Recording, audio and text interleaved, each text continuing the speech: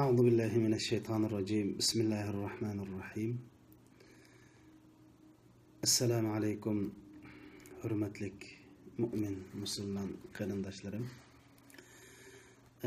Biz bir necha kun burun shu Uyg'urlarningki chet elda yashayotgan Uyg'urlarning yetimi sirlarning o'quvchilarning ojiz tulxutun ayollarning muhtoj oilalarining beshini silayli. Mushundaq qilish orqali o'zaro bir-birimizga mehr shafqat yetkazayli degan temada bir saxovat faoliyatini ep berishni o'ylashayotganligimizni haqqasanlarninki samiga salgan edim. Endi bugun men Alloh subhanahu va taolo izni bersa inshaalloh Alloh subhanahu va taolo bir kuch-quvvat bersa haqqasanlar bilan shu i'ona qilishning islomdagi naqadar fazilatlik, naqadar katta ajr savoblik ish ekanligi haqida sizlar bilan bir oz o'rtoqlashmoqchi. Endi bu dinimizda Alloh yo'lida sadaqa berish, i'ona qilish bu nihoyat cho'ng katta savob qarindoshlar. Endi Alloh subhanahu va taolo bir oyatda shunday deydi: Bismillahirrohmanirrohim. وأنفقوا مما رزقناكم من قبل أن يأتي أحدكم الموت فيقول رب لولا أخرتني إلى أجل قريب فأصدق وأكن من الصالحين. Bu oyatninki ma'nosi qarindoshlar. Yani Allah subhanahu wa ta'ala deydi: sizlarning biringlarga o'lim kelib, Parvardigorim, nimishqa mening ajlimni bir oz kechiktirmidi? Sadiqa qilib yaxshilardan bular edim deyishdan burun deydi. Allah subhanahu wa ta'ala sizlarga bergan, rizq bergan mol-mulklardan sadaqa qilinglar. Allah subhanahu wa ta'ala bir odamning ajil to'ssa, uni kechiktirmaydi deydi. Yani bu oyatda mundaq bir vaqalik bayon qilingan. Yani bir odam sakrat holatida o'zining bu dunyodan ayrilib, oxirat safarini boshlayotganlikda bu adam shunda deydi ki: ey Rabbim, mening ajlimni bir oz kechiktirgan bo'lsang, men bir pul mollarimdan azroq sadaqat qilgan bo'lsam deydi deb Alloh subhanahu va taolo bizga buni deydi. Yana bir odam o'lib ketayotgan vaqtida, jini chiqayotgan vaqtida tunji esiga oldigan yaxshi amal bo'lsa sadaqat qarindoshlar. Biz bu oyatdan sadaqatning naqadar muhimligi, naqadar katta amal ekanligini ko'ra olamiz. Chunki o'lib ketish oldida boshqa yaxshi amallar bu odamning tiliga kelmay sadaqat kelganligi, ya'ni bu odam hayotida pul topaman, mol topaman deb bu pullarni banka qo'yib, nurg'un yo bo'ladigan, bo'lmaydigan ishlar uchun pul yig'ib hayotini o'tkazib qarasa, Azrail alayhissalom buni qashig'iga kelib qolgan. Shunlar voy Alloh meni kechiktirgan bo'lsang fa as-saddaq wa akun min as-salihin. Men nayt bir sadaqat qilsam bo'ldi, men bir yaxshi odamlarning qatoridan bo'lsam bo'ldi deb mushunda deydiganligini oyat bayon qilgan. Endi bu sadaqat degan gap arabchada bu rostchilik, samimiy degan gap. Arabchada sadaqa degan gap, ya'ni masalan Uyg'urchada bu samimiy, sodiq odam deymiz. Ya'ni sodiq degan gap, ya'ni rostchil, samimiy odam degan bo'ldi. Endi Rasul akram sallallohu alayhi va sallam hadis sharifda shunday deydi: as-sadaqatu burhan. Ya'ni siz bergan sadaqat i'oni bo'lsa pokdir deydi. Paket yani. Endi buni mushu hadisni Imom Muslim rahmatullohi alayhi naql qilgan hadis sharif. Bu hadisni sharhlab Imom Navaviy rahmatullohi alayhi shunday deydi: bu sadaqat pakit deganlik shu odamning iymonining rost ekanligining pakiti deydi. Bu qanday deganlik gap? Biz o'zimiz jafo tortib ishlab, o'zimizning yanchug'iga eng bizga suyumli bo'lgan pul molni shu Alloh bizga mushning ajrini beradi. Bunun çokum zayi ketmeydi. Allah bunun o'rnini bu dunyoda oxirat to'ldirib beradi. Allah subhanahu va taala biriga az deganda 700 ni, eng az deganda 700 ni bir qo'ychanga. Bo'lmasa necha ming hasilab beradi degan ishonchi iymonimiz bizga buni bergizdi. Shuning payg'ambar alayhisalom as-sadaqatu burhan, sadaqat berish, iona qilish pakitdir degani sening Allohga bo'lgan iymoningning pakiti deydi qarindoshlar. Endi bir hadis sharifda shunday deyilgan: "Wa ma minkum min ahadin illa sayukallimuhu Allah laysa baynahu va baynahu turjuman" deydi. Qiyomat kunisi Rasul akram sallallohu alayhi vasallam degan hadis var. Qiyomat kunisi her bir insonga Allah subhanahu va taala tercümansız yüzümü yüz sözlüşüdür deydi Allah. Her birimizden bunu o'ylaydi qarindoshlar. Yani Allah bilan biz mushundaq udul turishib Allah subhanahu va taala her bir odamga mushundaq so'zlaydi, gap qildi deydi qarindoshlar. Shuning bilan bizga Alloh bilan ko'rishadigan chog'da bizga lozim bo'lgan narsa nima? Bu odamga savobli ish lozim. Biz bu dunyoda yashashdagi maqsadimiz shu amal solih, yaxshi ishlarni qilishni yashaymiz bu dunyoda. Allohning yaratishidagi maqsadi shu bizni qarindoshlar. Shuning bilan bu odam o'ng tarafga qaraydi, qarasa shu o'zining qilgan nomi amaldan boshqa narsani ko'rolmaydi. Sol tarafga qaraydi, o'zining qilgan nomi amaldan boshqa narsani ko'rolmaydi. Udul qarasa do'zax tug'an deydi qarindoshlar. O'ng tarafda nomi amaling, yaxshi nomi amallaring, sol tarafda yomon nomi amallaring, udulga qarasang do'zax ko'z oldingda mashunda tug'an deydi. Deb bo'lib payg'ambar alayhisalom fattaqun nara walau bi shiqqi tamra deydi. Unda bo'lgan ekanini mushundaq kun bo'ladi deydi. Samimiy rostchil o'zining gap qilmaydigan vahiy orqali gap qiladigan Rasulimiz sallallohu alayhi vasallam qarindoshlar bizga nima deydi? Ey musulmon, sana shundoq bir kun keladiki, u kunda sen Alloh bilan ashu yüzmüyüz udul turib bir Alloh bilan mushunda uchirishgan bir vaqting keladi. Sen bu çağda derhal nama amellerin qaraysa, o'ng taraf qarasang yaxshilik amallaring, sol taraf qarasang gunohlaring, udul qarasang do'zax bo'lgan mushunda bir kun bor. Mana bu kun uchun sen bir xo'mining yerimini birib bo'lsimi sadaqat qil deganlikdan bu sadaqatning qiyomat kunsi Allohning dargohida naqadar bir qimmatlik, naqadar bir muhim amal ekanligini ko'ra olamiz qarindoshlar. Mushu sadaqatninki, mushu ioninki yani ikkinchi bir fazilati, xosiyati bo'lsa, bu sadaqat Alloh subhanahu va taolaning bizga bo'lgan g'azab nafratini yo'q qiladi qarindoshlar. Bu haqda Rasul akram sallallohu alayhi vasallam shunday deydi: "Inna sadaqata sirri tudfi'u ghadabur robb" deydi. Yani mushundaq xolis niyat bilan boshqalarga ko'z qilmay yushurun holatda bergan iona sadaqat Robbi taolaning g'azabini o'chirdi, xuddi suv o'tni o'chirgandek deydi qarindoshlar. Yani Allah'ның bizga nisbatan bir gunoh ma'siyatimiz orqali, bir jinoyatimiz orqali Allohning g'azabiga mubtalo bo'ldik. Allohning g'azabi xuddi bir o'tga o'xshayotgan ya Alloh. Qarindoshlar, bizni ko'ydirman deb turgan bir o'tga o'xshagan bo'lsa, sadaqat bersak xuddi suvga, o'tga suv qo'shgandek Allohning g'azabini mushundoq o'chiradi deydi.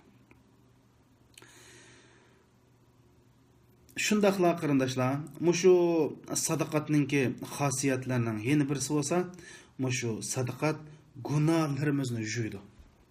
Was-sadaqatu tutfi'ul khati'a deydi. Sadaqat gunohlarni o'chiradi, gunohlarni yuvadi. O'ylab boqing. Peygamber sallallahu aleyhi ve sellem ittabi'is sayyi'atel hasenete temhuha dedi. Sen bir günah qilgan bo'lsang, bir yaxshilik ishni keyindilama günah qilib qolgan bo'lsang, bu gunohingga tövbe qilish bilan birga darhol yaxshi amaliy bir ish qil. Shu yaxshi amaliy ishing gunohlaringni o'chirib mangdi degan. Demak, sadaqat birinchisi bizga qiyomat kunsi eng asqatadigan amallarning biri. İkincisi Allah subhanahu va taolaning g'azabini bizdan yo'q qiladi. Uchinchisi günahlarımızı juydu. Endi Resul Ekrem sallallahu aleyhi ve sellem şu sadaqatning fazilatlardan qarindoshlar. Dawu maradakum bis sadaqa deydi. Silmuş kasallaringlarni sadaqat bilan davolanglar deydi. Yani bunun degan gap qarindoshlar. Masalan, bizda bir kasal bo'lib qopti. To'g'ri, buni doktorxonaga borib davolanamiz. Amma Resul Ekrem sallallahu aleyhi ve sellem yana bir xil davolashni, doktorxonaga davolanib, Peygamber davu degan, tadavu degan, davolaninglar degan. Rasululloh o'zi og'rib qolgan chaqda doktorlarni qashig'i berib, doktorlarni uyga taklif qilib davolangan. Lekin yani yana bir masalan bizda bir saqaymasroq yoki yamanroq kasal bo'lib qolsa, mush sadaqat bilan davolashning bog'lig'im degan. Men sizlarga shu ustozimiz deb bergan muhim bir voqealikni deb beray. Ustozimizning shu bir oliy maktabda bir o'qituvchi xizmatdosh bo'lib, bu cho'ng bir professor odam ekan. Shundan bu odam qattiq mijozi yo'qlab darhol Angliyaga bir tekshirib o'zini davolanib berdi. Shundan Angliya doktorxonadan diagnoz qo'yib, sening yuraklarning tumorlari asos jihatdan etilib qopti. Sen darhol operatsiya qilishimiz kerak. Amma operatsiya unumlik bo'lamdi, bo'lmaydi, biz bunga aniq bir narsa demaymiz ekan. Bu professor endi qanday bo'lmasin, unda bo'lib qolsa, men bir necha kun ruxsat qilinglar, shu oilamni bir ko'rish bo'lib keladi ekan. Sanamda bir 2-3 kunlik dori o'rayli, shu dorini yeb 2-3 kun ichida darhol kelib, bu ishni qilmasang, bu operatsiyani qilmasang hayoting nihoyatda xavf ichida ekan. Bu professor qaytib kelib o'zining jutiga Şo'ndan bir bazarning o'ttirsida bir og'inisi bor ekan. Shu og'inisidan xo'shsholay deb, u og'inisining ishxonasiga kirib, o'tirib gaplashib o'tirsa, shu ishxonaning sal bir oldida bir qassob go'sht sotayotgan. Shundan qarsa bir qirg'in bir ayol shu qassobning tashiyotgan go'shtdan axlat go'sht qatori tashiyotgan go'shtni terib yurgan bir ayolni ko'rdi ekanda. O'shan darhol chiqib, "Voy ana, sen nima ish qilyapsa?" deb bu manzilni ko'rib sal ta'sirlandi ekanda, bu nima bo'lib ketdi deb. "Voy ana, siz bu nimda bu go'shtni terib yurasiz?" ekan. "Voy jinim bolam, shunday 6 yetim qolgan bolam bor. Bolalarim 3 oy bo'ldi, go'sht yapamadi. Shunama bizga go'shtni qilib bolalarimga tamoq qilib beray" degan ekan. Ayolni aklab qassobga. Shu qanchalik go'sht lozim deganki, 1,5 kilo bo'lsa degan ekan, qassobga shakilib 2 kilo go'sht kelsa deb. Ma ayol haftada 2 kilo go'sht bersa, bir yillik hisobing qancha bo'lgan hisobla deb shu pulni beradi ekanda. Men rasmiy bo'lgan ish qarindoshlar, ustozning deb bergan gap ma'lum. Men u yerdan bu yerdan hikoya etmadim. Bu amaliy bo'lgan ish. Shundan berib o'tib bolalari bilan shundan bu odam uyiga qaytib kelgandan keyin ishqib chiroyda shunda bir xil tabassum, chiroyda bir xo'shallik yog'di ekanda. Qiz ko'rib, "Voy dada, nima bo'ldingiz? Ajoyib chiroyingizdan bir xuddi saqayib ketgandeklar, mushunda bir chiroq tabassum."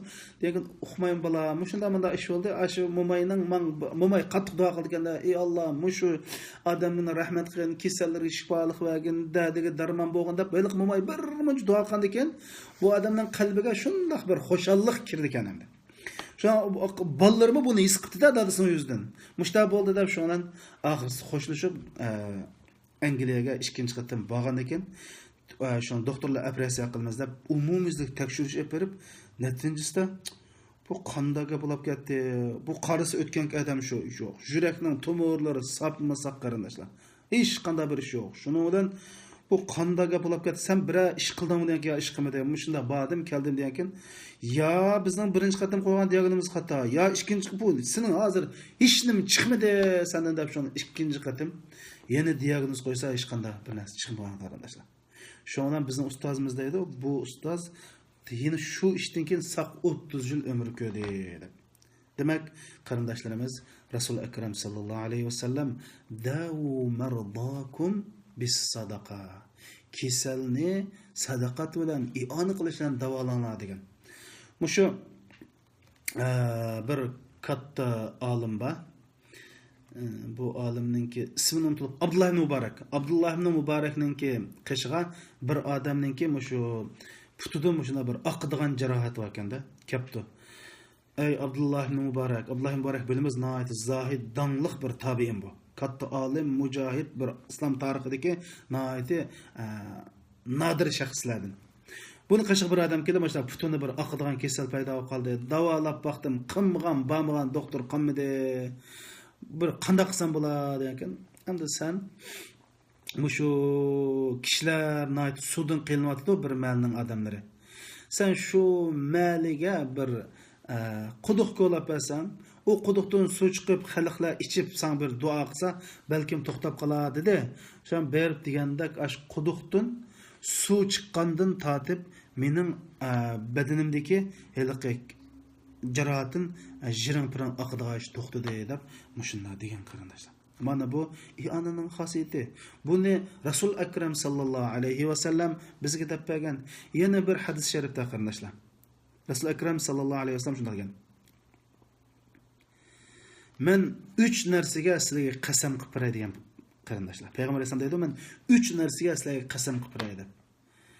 Bu Rasulullah'a canımız, melimiz pida olsun qarindoshlar. Rasulullah qasam qilishga ehtiyoj yo'q. Rasulullah zodi manda desa, biz musulmonlar uning ishimiz. Lekin Rasulullah bizning mushundaq bir sadaqat qilib, i'ona qilamiz degan joyda kambag'al bo'lib qolishdan, pulimizning kamlab ketishini ansiraydigan xo'y mijozini bilgachga bizga qasam qilib berib shunday dedi. Men 3 ishga sizlarga qasam qilib beray. Shuning birinchisi sadaqat qilgan pul kamlamaydi dedi qarindoshlar. Sadaqat qilgan pul kamlamaydi deb Rasululloh bizga qasam qilib beradi. Asli biz bir mu'min bo'lsak, Allohning kalomiga ishonsak, Rasulullahning payg'ambarligiga ishonsak, bizga Rasululloh qasam qilmaylam, mushundamda dabbas bo'ldi, lekin bu pul molning bo'sh yerdan chiqmaydiganligini, ham bizning pul mol bo'lgan xato tushunchimizni to'g'rilab, ma Alloh yo'lida i'ona qilgan, sadaqat qilgan pul hargiz kamlamaydi deb qasam qilib qarindoshlar. Şu Hasan el-Basri rahmetullah alayhi, Hasan el-Basri rahmetullah alayhi. Bir kunsi bir dushanba kunimi, payshanba kunimi chiqib bir nafl ro'za tutgan kun ekan. Shuna ishini birisi tong chigir ekan. Uyda bir xizmatchi bor ekanda, ishini ochdi ekan. Echib ustoz hozir bir muhtoj hojatman kepti. 3 kun bo'ldi, bas ballarga tuzuk bir narsa yemadi deb kepti degan. Uyda nim bor desa, uyda shu 10 tal tuxuni boshqa hech nima yo'q degan. Ha, biring deydi ekanda. Shudan bu xizmatkor hamda 10 tal tuxumni elib, ma 1 tal tuxumda kechdi ustoz iftor qilsin deb 9 ni berdi ekan. Shundan bir necha o'tgandan keyin yana bir odam ishini chigir ekan. Shun xizmatkor berib echib qilgan ekan, ustoz kim u degan ekan, ma qo'shnimizniki bir boy ekan. Shu boy bir savat tuxum akiribdi degan ekan, ustoz kulib ketib, tuxumni sinab baqna nechga degan ekan, 90 tal tuxum chiqar ekanda. Shuna ustozlar xizmatkordan so'raydi ekan. Siz heliq kunsi tuxumdan nechini bergan desa, raskamni qilsam 9 ni birini sizlarga olib qo'ygan degan ekan. Bizga 10 tuxum ziyon soldingiz. Allah birga 10 ni berdi mana.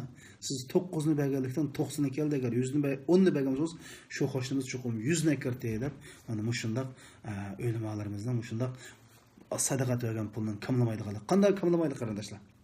Masalan, bu sadaqatning yana bir xosiyati sadaqat baloyi ofatning oldini oldi degan hadis bor. As-sadaqa tadfa'us-su.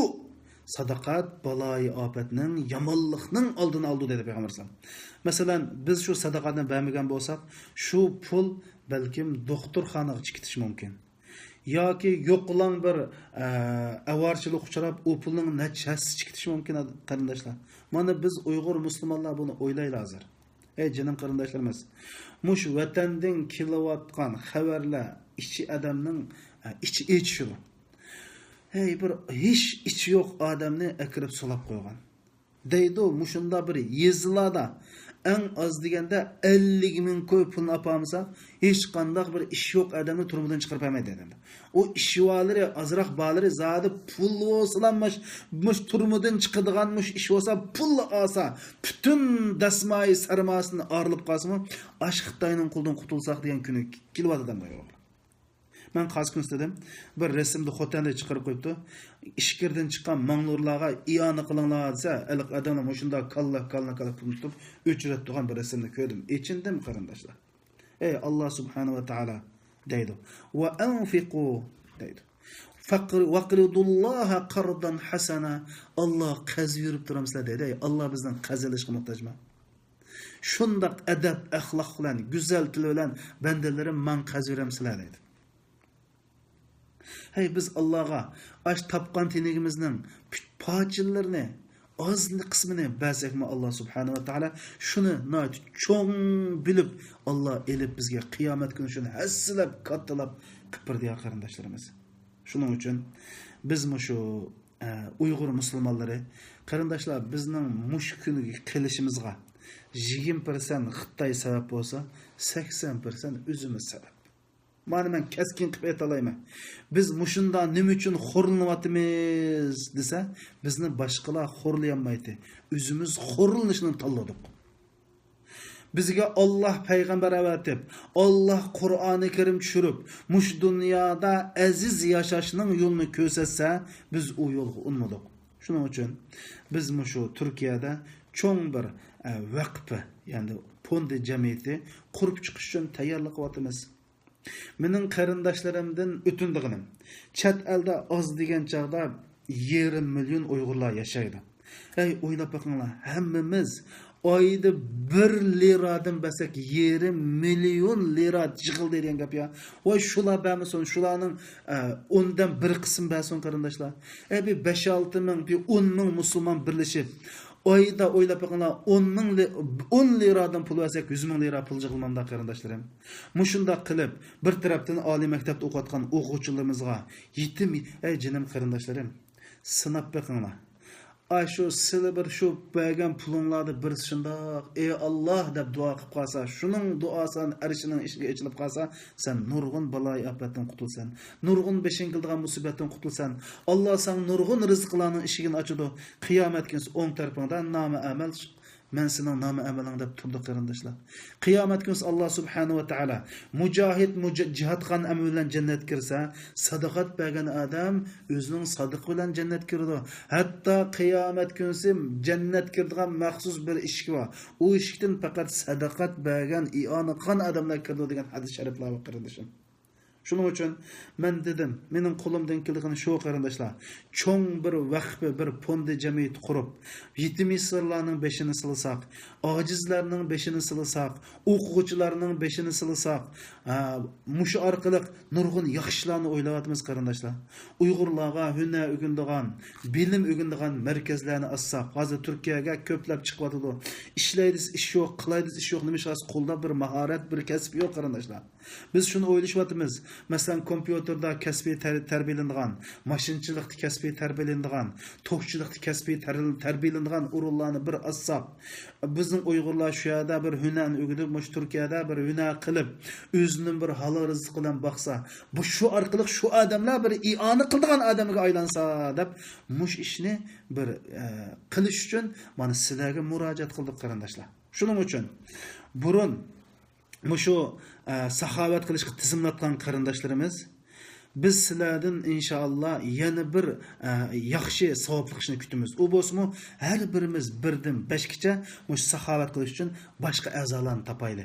Men mush darsninki ostiga mush saxovat beruvchilarni o'zini tizimlaydigan jadvalning adresini qo'yib qo'ydim qarindoshlar. Va bankining adresini azbaz yo'lladik. Hozir masalan bizga beramisanlar, yig'ib qo'ysanglar bo'ldi. Bir juttikilar yig'ib Turkiyaga kelganjada mang'uz pasanglar bo'ldi. Inshaalloh biz bu pullardan bir ayna mayna qilmay, mushu musulmonlarning, Uyg'ur musulmonlarininki muhtojlarga, hojatmanlarga yetkazimiz, o'quvchilarga yetkazimiz. Mushning ehtiyoji va har bir Alloh eng rozi bo'ladigan o'ringa yetkazishga biz kafillik qilamiz. Mushu ishga har bir qarindishimdan, ha hu deb hamdamda bo'layli qarindoshlar. Hey biz hamda mushundaq o'tkitamizmi qarindoshlarimiz? Voy mavi qila oladigan ish qarindoshimiz. Agar iqtisodi bala, iqtisod orqali yordam qilinglar.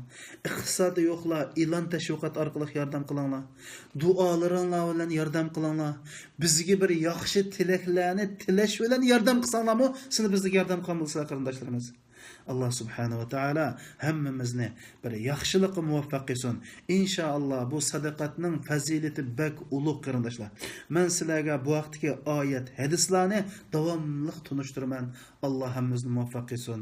Assalomu alaykum va rahmatullohi va barakatuh.